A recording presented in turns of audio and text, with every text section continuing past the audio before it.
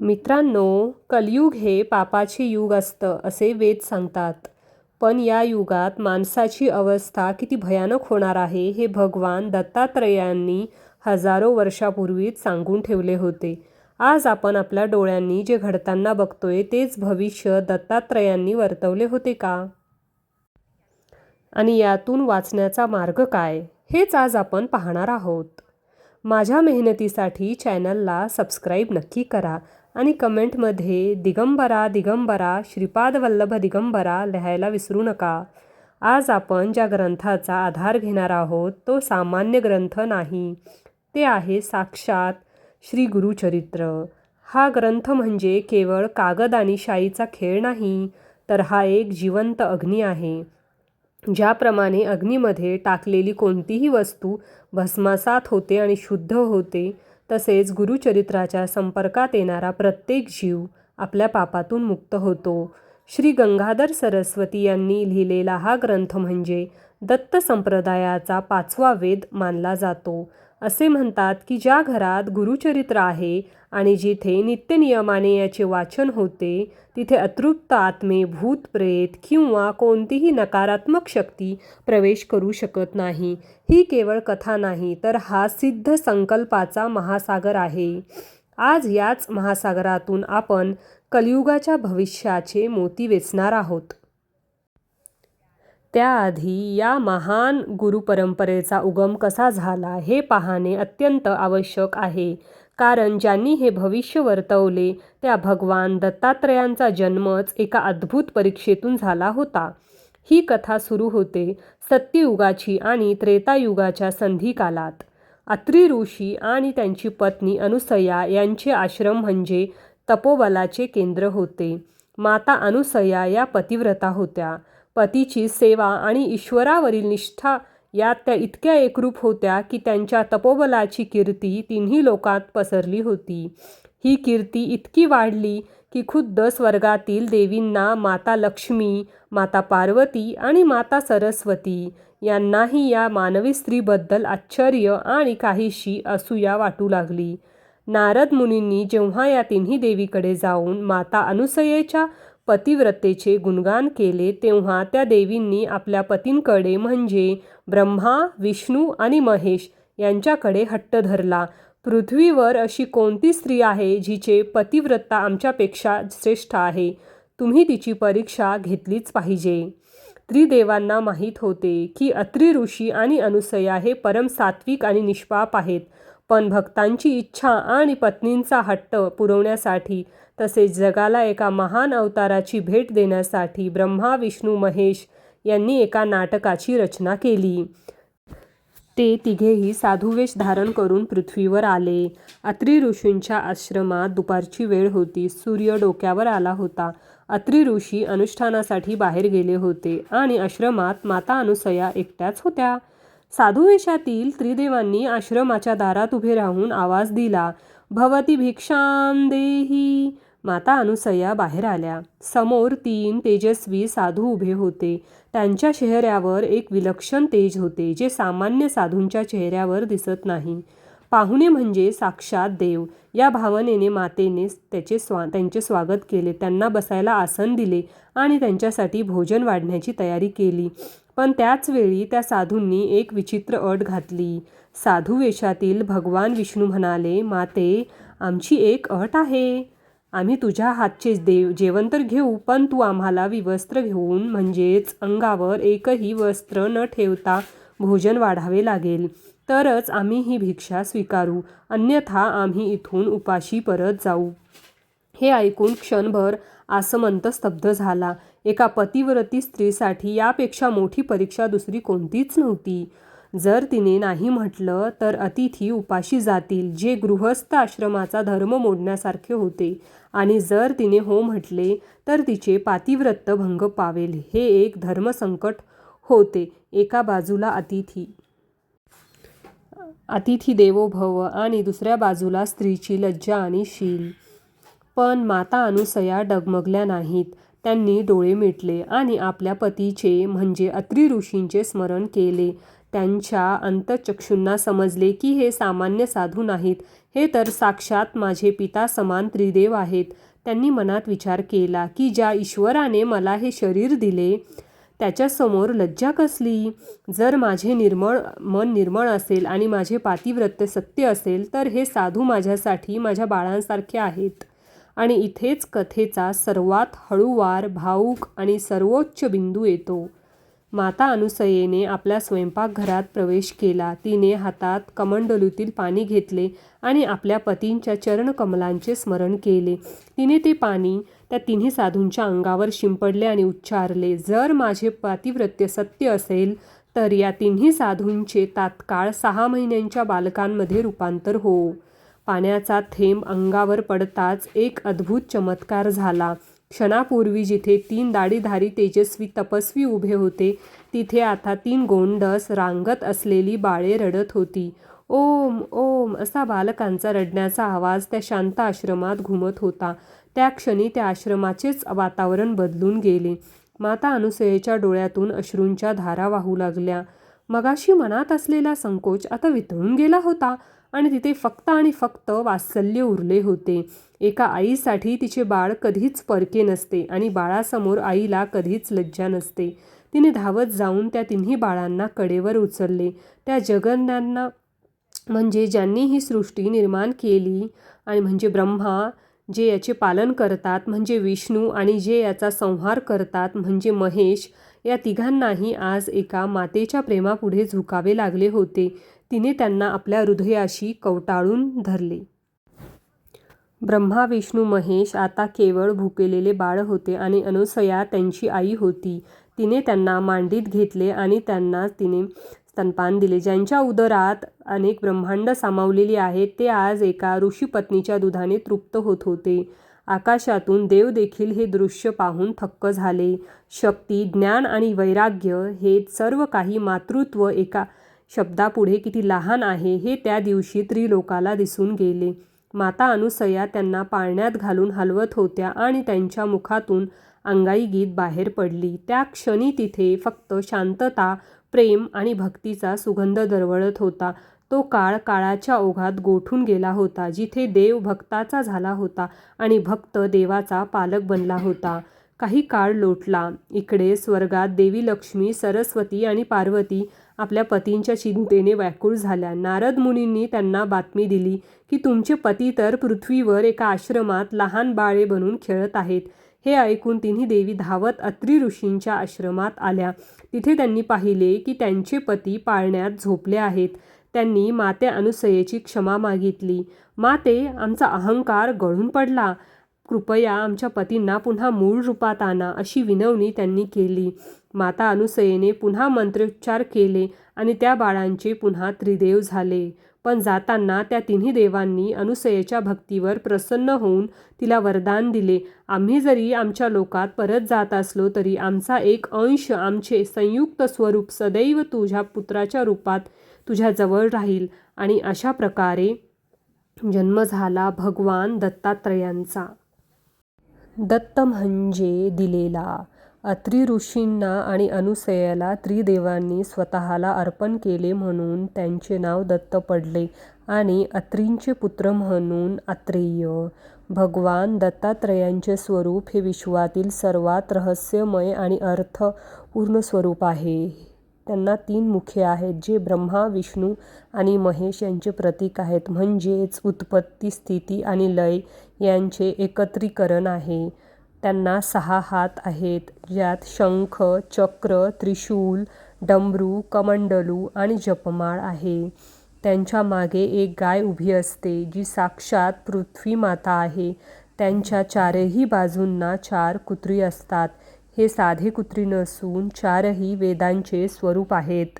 ऋग्वेद, यजुर्वेद, सामवेद आणि अथर्ववेद. भगवान दत्तात्रेय हे अवधूत आहेत. अवधूत म्हणजे ज्याने सर्व बंधने तोडली आहेत.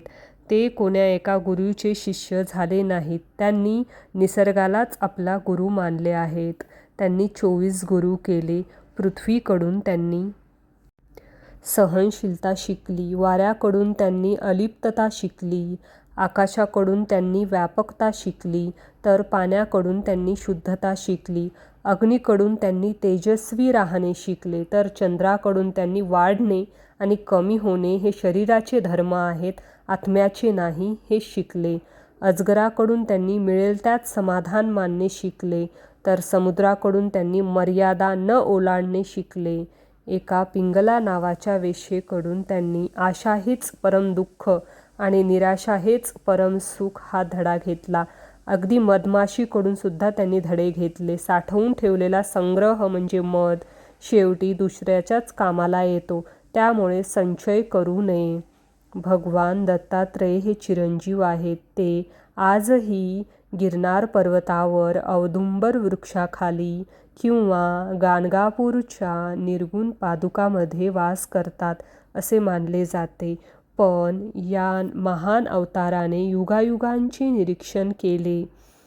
जेव्हा त्रातायुग संपून कलियुगाची चाहूल लागली, तेव्हा भगवान दत्तात्रेय चिंतित झाले. त्यांना माहीत होते की येणारा युग हे अंधकाराचे युग असणार आहे. कलियुगाच्या सुरुवातीला अधर्माचे सावट पसरू लागले. माणसे सत्याचा मार्ग सोडून असत्याच्या मागे धावू लागली होती. वेदांचा अर्थ अनर्थ करून सांगितला जात होता. यज्ञ यागाच्या नावाखाली हिंसा वाढली होती. हे पाहून धर्माचे रक्षण करण्यासाठी दत्तात्रेयांनी कलियुगात आपले पहिले अवतार घेतले, श्रीपाद श्रीवल्लभ आणि त्यानंतर श्री नरसिंह सरस्वती. श्रीपाद श्रीवल्लभ हे पिठापूरला जन्मले, तर श्री नरसिंह सरस्वती कारंजाला. या दोन्ही अवतारांचे कार्य आणि उद्दिष्ट एकच होते, कलियुगातील भरकटलेल्या जीवाला मार्ग दाखवणे. श्री गुरुचरित्रात अनेक ठिकाणी असा उल्लेख येतो की जेव्हा शिष्यांनी नरसिंह सरस्वतींना विचारले, गुरुदेव, हे युग इतके कठीण का आहे? लोक धर्माचे पालन का करत नाहीत? तेव्हा नरसिंह सरस्वतीने जे उत्तर दिले ते ऐकून शिष्यांच्या अंगावर काटा आला. ते म्हणाले, हे कलियुग आहे. या युगात धर्म एका पायावर उभा असेल, सत्य लपले जाईल आणि असत्य राज्य करेल. माणसाची बुद्धी भ्रष्ट होईल आणि त्याला पापातच पुण्य वाटू लागेल. पण मी तुम्हाला आधीच सावध करतोय, कारण मला माझ्या भक्तांची काळजी आहे. दत्तात्रेयांनी आणि त्यांच्या अवतारांनी जी कलियुगाची भयानक लक्षणे सांगितली होती, ती केवळ भविष्यवाणी नव्हती, तर तो एक आरसा होता. त्यांनी स्पष्ट सांगितले होते की एक वेळ अशी येईल जेव्हा गुरुशिष्य परंपरा फक्त व्यापाराचे साधन बनेल. राजा प्रजेचे रक्षण करण्याऐवजी भक्षण करेल आणि सर्वात भयंकर म्हणजे माणसे माणसांचे शत्रू होतील. पण दत्तात्रेयांचा जन्म तर झाला, त्यांचे अवतारही कार्य करून गेले.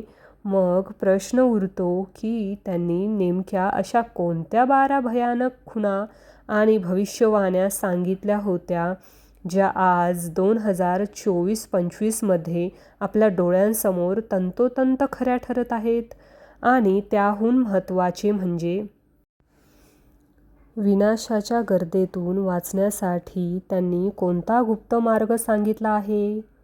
हे समजून घेणे तुमच्या आणि माझ्या भविष्यासाठी अत्यंत गरजेचे आहे, कारण येणारा काळ हा परीक्षेचा काळ असणार आहे.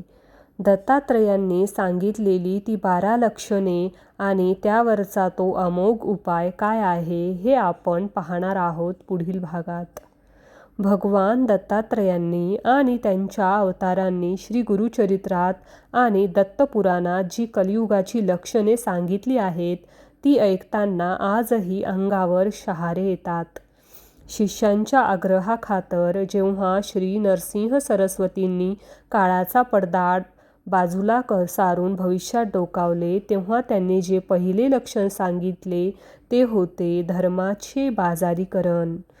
गुरुदेव म्हणाले, हे शिष्या, हे शिष्या, कलियुगाचे पहिले आणि सर्वात घातक लक्षण म्हणजे धर्माची जागा पाखंड घेईल. जे लोक कपाळावर मोठे टिळे लावतील, गळ्यात माळा घालतील आणि संतांचा वेश धारण करतील, तेच लोक आतून सर्वात जास्त भ्रष्ट असतील. मंदिरे ही शांतीची स्थाने राहणार नाहीत, तर ती व्यापाराची केंद्र बनतील. देवाला विकले जाईल. देवाच्या दर्शनासाठी पैसे मोजावे लागतील. जो श्रीमंत असेल त्याला देवात आणि मंदिरात पहिला मान मिळेल आणि जो खरा सात्विक भक्त असेल पण गरीब असेल त्याला धक्के मारून बाहेर काढले जाईल. ज्ञान हे मोक्षासाठी न वापरता पोटापाण्यासाठी वापरले जाईल. कथा सांगणारे, कीर्तन करणारे लोक आपली कला विकून पैसे कमवतील. वेदांचे ज्ञान असणारे ब्राह्मण आपली नित्यकर्मे सोडून यजमानांच्या घरी केवळ अन्नाच्या आणि दक्षिणेच्या आशेने धावतील. जेव्हा रक्षण करणाराच भक्षण करू लागेल तेव्हा समजून जा की कलियुग शिगेला पोहोचले आहे. दुसरे लक्षण त्यांनी सांगितले ते नात्यांचा ऱ्हास. रक्ताच्या नात्यात पाणी मिसळले जाईल. आई वडील हे मुलांसाठी ओझे वाटू लागतील. ज्या आईने 9 महिने पोटात वाढवले तिलाच म्हातारपणी घरातून बाहेर काढले जाईल किंवा वृद्धाश्रमात पाठवले जाईल. भावाभावांमध्ये जमिनीच्या तुकड्यासाठी आणि पैशासाठी तलवारी निघतील. मित्र तोच असेल ज्याच्याकडे पैसा आहे. स्वार्थ संपला की मैत्री संपेल. पतिपत्नीच्या पवित्र नात्यात विश्वासाची जागा संशय घेईल. विवाह हे संस्कार नसून केवळ एक तडजोड किंवा करार ठरेल. थोड्याशा भांडणावरून घरे तुटतील. तिसरं लक्षण जे आज आपण उघड्या डोळ्यांनी बघतोय ते म्हणजे अन्नाची अशुद्धता. गुरुचरित्रात स्पष्ट म्हटले आहे की अन्न हेच मन आहे. जसे अन्न पोटात जाईल तसेच विचार मनात येतील. कलियुगात लोक शुद्ध अशुद्ध, भक्ष्य अभक्ष्य याचा विचार सोडतील. हिंसा करून मिळवलेले, दुसऱ्याला दुखावून मिळवलेले आणि तामसी वृत्तीने शिजवलेले अन्न लोक चवीने खातील. त्यामुळेच लोकांची मनं अस्वस्थ राहतील. कितीही सुखसोयी आल्या तरी मानसिक शांती मिळणार नाही. डिप्रेशन, चिंता आणि अकाली मृत्यू हे घरोघरी दिसतील. चौथे आणि सर्वात गंभीर लक्षण म्हणजे स्त्रीचा सन्मान आणि मर्यादा. गुरुदेव म्हणाले होते, स्त्रिया आपली नैसर्गिक लज्जा सोडून पुरुषांचे अनुकरण करतील आणि पुरुष आपले पौरुषत्व विसरून वागतील. जेव्हा समाजात स्त्रीचा सन्मान संपेल तेव्हा त्या समाजाचा विनाश अटळ आहे. वासना इतकी प्रबळ होईल की वयाची मर्यादा राहणार नाही. लहान मुले असो अथवा वृद्ध, कोणीही सुरक्षित राहणार नाही. लोक इंद्रिय सुखालाच प्रेम समजतील आणि आत्म्याच्या प्रेमाला विसरून जातील. पाचवे लक्षण म्हणजे निसर्गाचा कोप. जेव्हा पृथ्वीवर पापाचा भार वाढेल तेव्हा निसर्ग आपला समतोल गमावेल. अवेळी पाऊस पडेल, नद्या आटतील, जमिनी नापीक होतील. जिथे पाणी हवे तिथे दुष्काळ पडेल आणि जिथे नको तिथे महापूर येईल. गायी, ज्यांना आपण माता मानतो, त्यांची कत्तल केली जाईल आणि हे उघड्या डोळ्याने पाहणारा समाज गप्प बसेल. हे सर्व ऐकून शिष्यांचे मन विषण्ण झाले. त्यातील एका शिष्याने विचारले, ज्याचे नाव सायनदेव होते, हात जोडून नरसिंह सरस्वतींना विचारले, गुरुदेव, हे भविष्य तर अत्यंत भयानक आहे. जर सगळीकडे अंधारच असेल तर सामान्य माणसाने, संसारी जीवाने यातून वाचायचे कसे?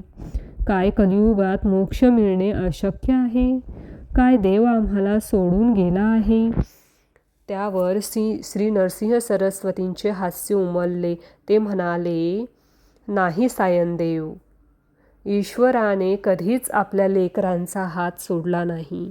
उलट सत्ययुगात जे फळ हजारो वर्ष तपश्चर्या करून मिळत होते, त्रेतायुगात जी मोठी यज्ञ करून मिळत होते आणि द्वापार युगात जी कठीण पूजा करून मिळत होते, तेच फळ कलियुगात केवळ आणि केवळ नामस्मरणाने आणि विश्वासाने मिळेल. कलियुगात मार्ग कठीण आहे, पण उपाय सोपा आहे. जो गुरुच्या वचनावर विश्वास ठेवेल त्याला या कलीचा स्पर्शही होणार नाही. हे सिद्ध करण्यासाठी गुरुदेवांनी एक लीला रचली. ही कथा आहे एका अशा ब्राह्मणाची ज्याचे उदाहरण आजही कलियुगातील प्रत्येक पीडित व्यक्तीसाठी आशेचा किरण आहे. कर्नाटक प्रांतात एक ब्राह्मण राहत होता. दुर्दैवाने त्याला कुष्ठरोगाची लागण झाली. हा रोग पूर्वजन्मीच्या कर्मामुळे किंवा या जन्मातील पापांमुळे होतो असे मानले जात असे. त्याचे शरीर हळूहळू सडू लागले होते. हाताच्या बोटातून पू वाहत होता. अंगाला दुर्गंधी येत होती आणि त्वचेवर काळे डाग पडले होते. ज्या समाजात तो मानाने वावरत होता त्याच समाजाने त्याला बहिष्कृत केले. त्याचे मित्र त्याला पाहून रस्ता बदलू लागले. शेजाऱ्यांनी त्याला गावाबाहेर काढले. सर्वात दुर्दैवी गोष्ट म्हणजे स्वतःच्या पत्नीने आणि त्याच्या स्वतःच्या मुलांनी त्याचा तिरस्कार सुरू केला. ज्या घरात तो मालक होता तिथे आता त्याला कुत्र्यापेक्षाही वाईट वागणूक मिळत होती. वेदनांनी तळमळणारा तो ब्राह्मण अनेक वैद्यांकडे गेला. अनेक औषधे घेतली, लेप लावले, कडू काढे प्याले, पण रोग बरा होण्याऐवजी वाढतच गेला. त्याने अनेक देवांना नवस केले, अनेक तीर्थयात्रा केल्या, पण कशाचाच उपयोग झाला नाही. शेवटी हताश होऊन तो आत्महत्या करण्याचा निर्णय घेतला. असे सडलेले आयुष्य जगण्यापेक्षा मेलेले बरे असे म्हणून तो नदीच्या काठावर गेला. तिथे त्याला एक साधू भेटला. त्या साधूने त्याला विचारले, "अरे ब्राह्मणा, आत्महत्येसारखे महापाप का करतोयस? देहाचा अंत करून कर्म संपत नाही, ते भोगावेच लागतात." ब्राह्मणाने रडत रडत आपली कहाणी सांगितली. तेव्हा त्या साधूने त्याला एक मार्ग दाखवला. तो म्हणाला, "तुला या जगातील औषधं वाचवू शकत नाहीत. तुला आता फक्त वैद्यराज वाचवू शकतात. तू गाणगापूरला जा. तिथे साक्षात भगवान दत्तात्रेय नरसिंह सरस्वती या रूपात वावरत आहेत. त्यांच्या चरणाची धूळच ही तुझे औषध आहे." बुडत्याला काडीचा आधार वाटावा तसा तो ब्राह्मण त्या साधूच्या सांगण्याप्रमाणे गाणगापूरच्या दिशेने निघाला. रस्ता कठीण होता. शरीरात त्राण नव्हते, पण मनात एकच आशा होती की तिथे गेल्यावर काहीतरी चमत्कार होईल. दिवस रात्र चालत, लोकांचे टोमणे सहन करत, भूक तहान विसरून तो कसाबसा भीमा अमरजा नदी संगमावर पोहोचला. तिथे त्याला कळलं की गुरुदेव संगमावर अनुष्ठानासाठी बसले आहेत. तो धावत लंगडत संगमाकडे गेला. समोरचे दृश्य पाहून त्याचे डोळे दिपले. तिथे एका शिलाखंडावर श्री नरसिंह सरस्वती बसले होते. त्यांचे ते सूर्यासारखे तेज होते, पण डोळ्यात चंद्रासारखी शीतलता होती. त्यांच्या आजूबाजूला शिष्यांचा गराडा होता. त्या ब्राह्मणाला वाटले, मी इतका अपवित्र, दुर्गंधी येणारा मला गुरुदेव जवळ येऊ देतील का? पण गुरु तर अंतर्यामी असतात. त्यांनी गर्दीतून बरोबर त्या ब्राह्मणाकडे पाहिले. त्या नजरेत कोणताही तिरस्कार नव्हता, होती ती फक्त करुणा. त्या ब्राह्मणाने पुढे होऊन साष्टांग दंडवत घातला. "हे गुरुदेव, मी अपराधी आहे, पापी आहे. जगाने मला नाकारले. आता तुम्हीही मला नाकारले तर मी कुठे जाऊ? माझ्या या नरकयातनेतून माझी सुटका करा." त्या क्षणी संगमावरची हवा थांबली होती. नदीचा खळखळ आवाजही जणू मंद झाला होता. सर्वांचे लक्ष त्या रडणाऱ्या रोगीट ब्राह्मणाकडे आणि शांत बसलेल्या गुरुदेवांकडे होते. श्री नरसिंह सरस्वतींनी त्याला उठायला सांगितले नाही. त्यांनी त्याला स्पर्श केला नाही. त्यांनी फक्त आपले दोन्ही डोळे उघडले आणि त्या ब्राह्मणाकडे एकटक पाहिले. ती नजर साधी नव्हती, ती कृपादृष्टी होती. ज्याप्रमाणे सूर्यकिरणे पडताच बर्फ वितळतो, तसे त्या दृष्टीच्या स्पर्शाने ब्राह्मणाचे कर्म वितळू लागले. गुरुदेवांनी आपल्या कमंडलूतील थोडेसे पाणी हातावर घेतले आणि मंत्र म्हणून त्या ब्राह्मणाच्या अंगावर शिंपडले. त्या क्षणी काय घडले हे शब्दात सांगणे कठीण. पाण्याचे ते थेंब जेव्हा त्याच्या सडलेल्या त्वचेवर पडले तेव्हा त्याला आपल्या शरीरात हजारो विजात चमकल्याचा भास झाला.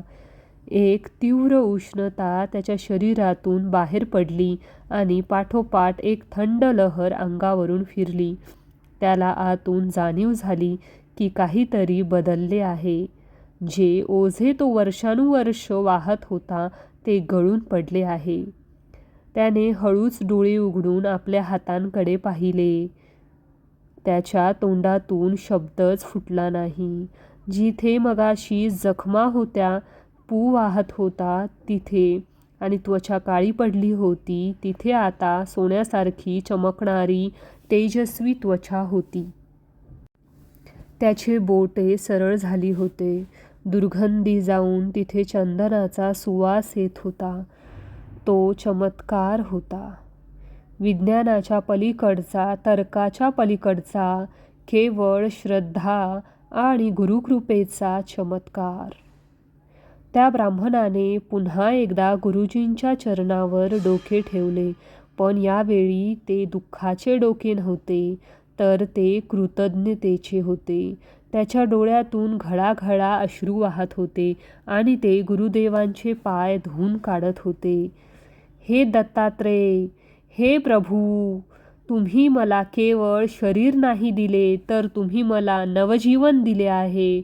तुम्ही मला मानसात आणले आहे. तो हुंदके देत बोलत होता. नरसिंह सरस्वतीने स्मितहास्य केले आणि म्हणाले, बाळा, हे माझ्यामुळे नाही, तर तुझ्या विश्वासामुळे झाले आहे. तुझा अहंकार त्या रोगासोबतच गळून पडला. जेव्हा जीव पूर्णपणे शरण येतो तेव्हाच ईश्वराचे द्वार उघडते. ती बातमी वाऱ्यासारखी पसरली. जो ब्राह्मण कालपर्यंत समाजासाठी अस्पृश्य होता तो आता तेजस्वी कांती असलेला तरुण झाला होता. लोक धावत येऊन त्याचे दर्शन घेऊ लागले. ज्यांनी त्याला हाकलले होते तेच आता त्याच्या पाया पडू लागले. हे पाहून सर्वांची खात्री पटली की कलियुगात गुरुशिवाय तरणोपाय नाही. गुरुदेवांनी त्या ब्राह्मणाला उपदेश केला की हे ब्राह्मणा, शरीर तर शुद्ध झाले, पण आता मनाला पुन्हा अशुद्ध होऊ देऊ नकोस. नियमित गुरुचरित्राचे पारायण कर आणि मिळालेले आयुष्य जनसेवेसाठी वापर. ब्राह्मणाने ते मान्य केले. पण मानवी स्वभावाची एक गंमत असते. एक संकट टळले की माणसाचे लक्ष दुसऱ्या गोष्टीकडे जाते. आरोग्य मिळाले की माणसाला काळजी वाटते, ती धनाची. कलियुगात पैसा हाच दुसरा परमेश्वर मानला जातो, हे आपण सुरुवातीलाच पाहिले.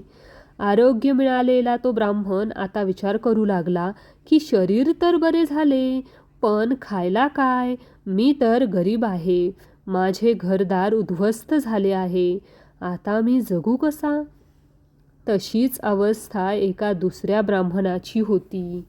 तो शरीराने धडधाकट होता, पण नशिबाने अत्यंत दरिद्री होता. घरात खायला दाणा नव्हता.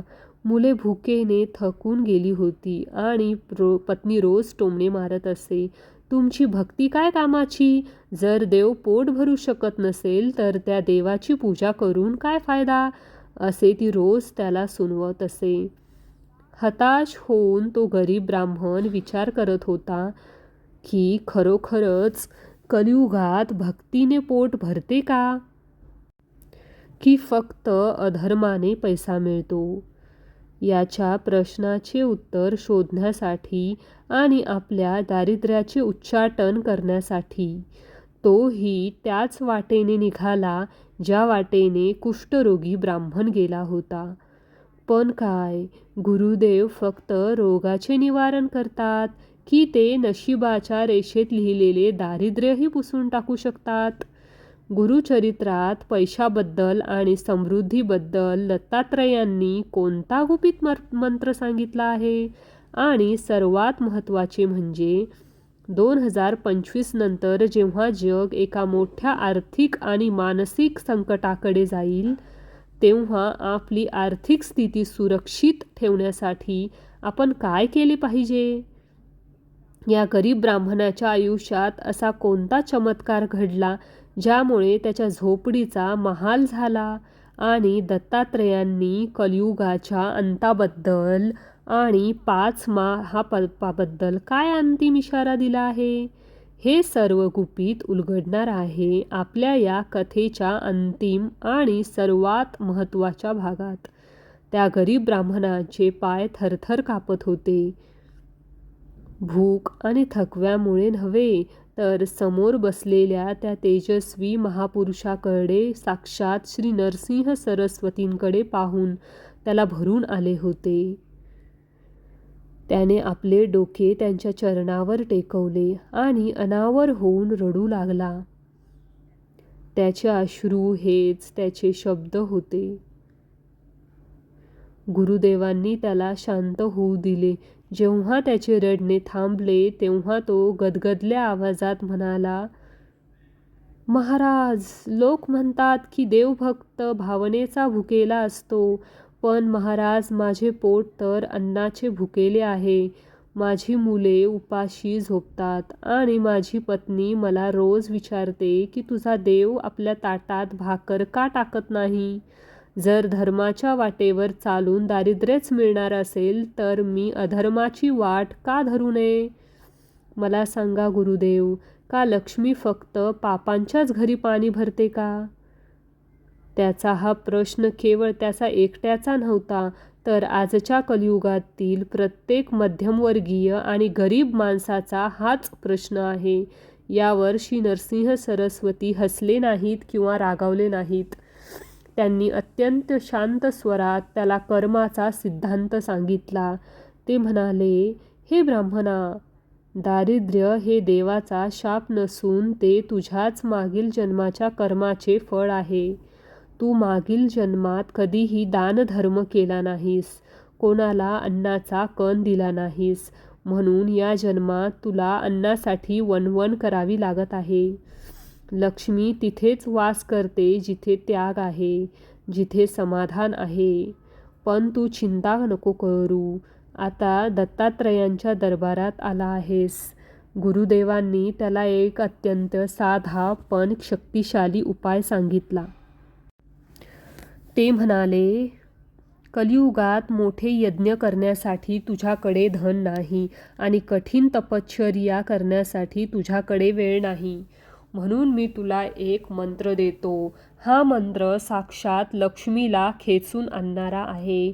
तू घरी जा आणि पूर्ण श्रद्धेने श्री गुरुदेव दत्त या नामाचा जप कर. पण अट एकच आहे, हा जप करताना मनात लोभ नसावा, तर विश्वास असावा की माझा गुरु माझा सांभाळ करण्यासाठी समर्थ आहे.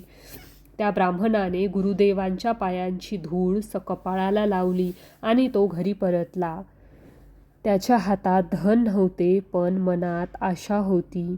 त्याने गुरुदेवांच्या आज्ञे जप सुरू केला.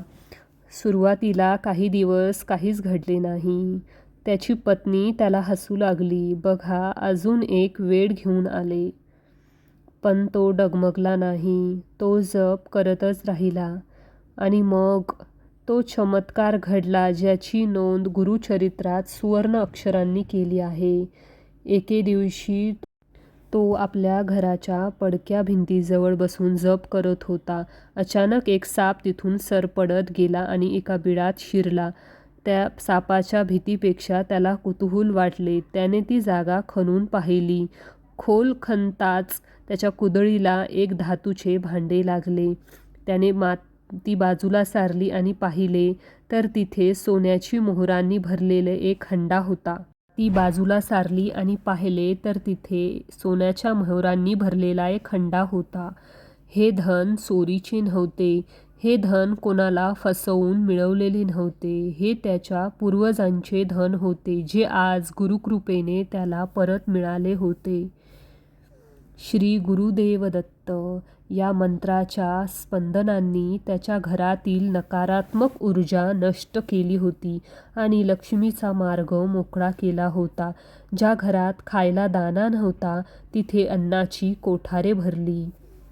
पण त्या ब्राह्मणाने यावेळी चूक केली नाही. त्याने त्या धनाचा उपयोग गरिबांना अन्नदान करण्यासाठी आणि धर्मकार्य करण्यासाठी केला.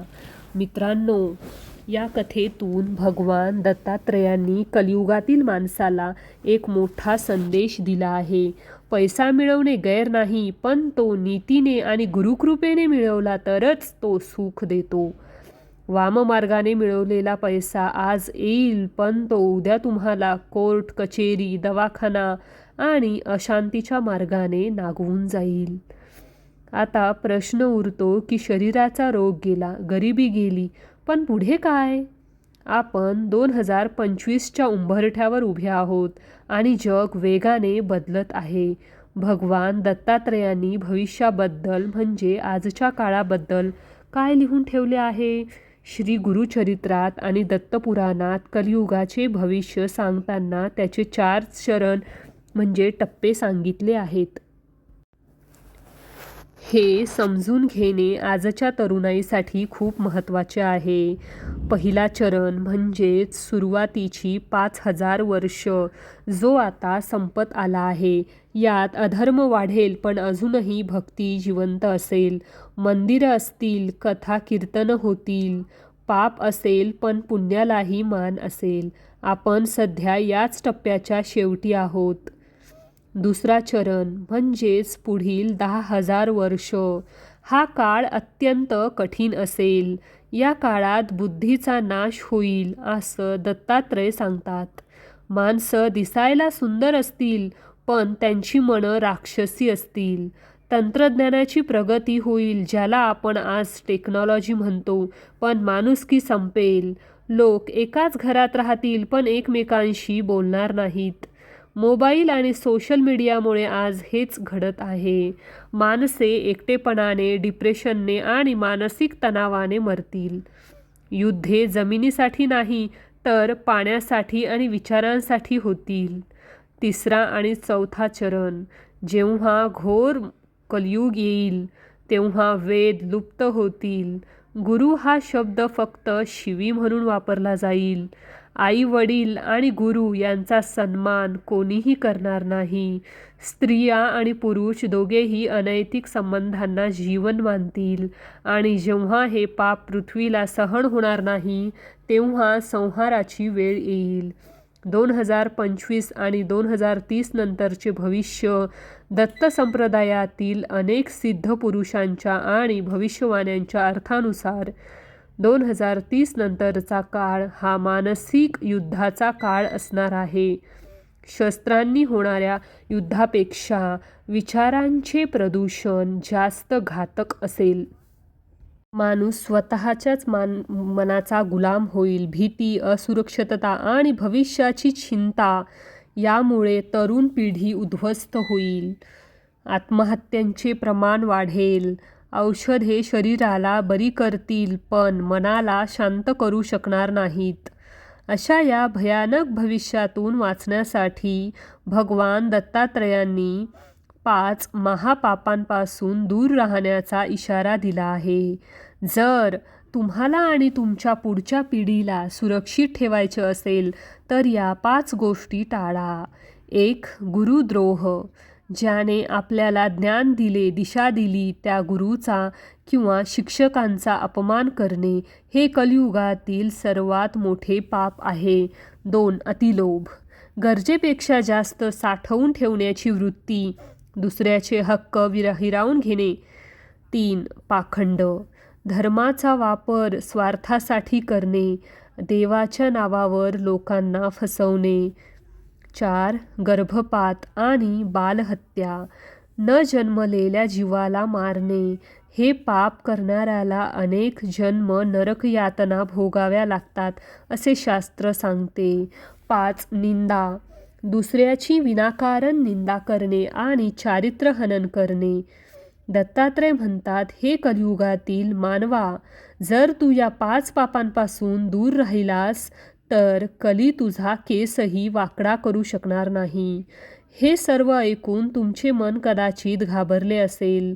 तुम्हाला वाटत असेल की अरे रे, इतका अंधकारमय भविष्य, मग आमचे काय होणार? आमची मुले बाळे या जगात कशी जगणार? तर मित्रांनो, घाबरू नका, कारण जिथे भीती संपते तिथेच दत्तगुरूंचा हात सुरू होतो. तुम्ही गिरनार पर्वतावर किंवा गाणगापूरच्या त्या निर्गुण पादुकांकडे पाहिले आहे का? तिथे डोळे मिटून उभे राहिल्यावर एक आवाज ऐकू येतो, जो कानांनी नाही तर हृदयाने ऐकायचा असतो. तो आवाज भगवान दत्तात्रेयांचा आहे. ते म्हणतात, भिऊ नकोस, मी तुझ्या पाठीशी आहे. हे वाक्य केवळ शब्द नाहीयेत, हे एक वचन आहे. युगे बदलली, सत्ययुगाचे कलियुग झाले, माणसे बदलली, पण दत्तात्रेय बदलले नाहीत.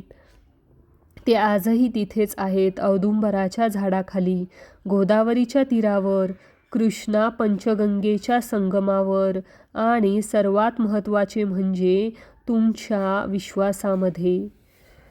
ज्या दिवशी तुम्हाला वाटेल की सर्व दरवाजे बंद झाले आहेत, जगाने तुम्हाला नाकारले आहे, खिशात पैसा नाही आणि शरीरात त्राण नाही, त्या दिवशी फक्त एकदा डोळे मिटा आणि मनापासून हाक मारा, दत्तगुरू.